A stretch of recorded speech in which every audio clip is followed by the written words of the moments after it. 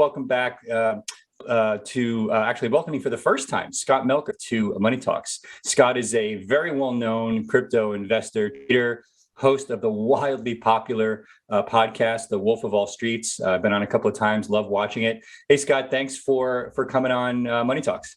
Thanks so much for having me, man. I'm glad we were able to make this happen. It's nice to be on the other side. I think I've done this probably 5 or 6 times with you at least from your side of the mic.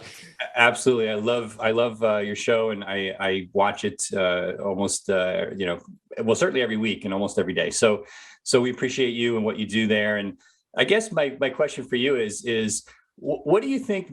My first question is, what do you think matters more here? Is this like deep, bad fundamentals, or is there like a technical trade here to even be had? Or is it just, go to cash and just wait it out? Now I'm talking about it as a technical trader, not as just a buy and hold guy.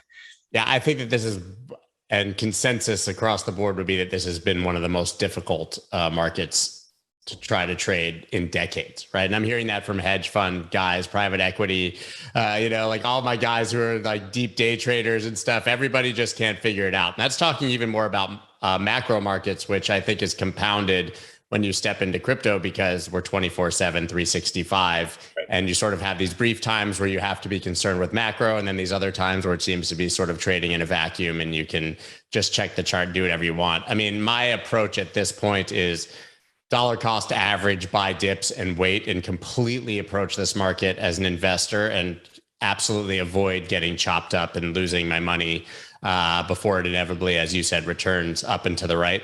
I love everything that you said in your analysis, and I think my conclusions are all the same with completely different data and approach, which I love to see, because it's a confluence with metrics that I've never looked at, charts I haven't really looked at, and a way of thinking through it. I mean, if you're trading Bitcoin right now, more power to you. If you're able to make sense of this chop, maybe you're a short-term range trader, which makes a lot of sense here.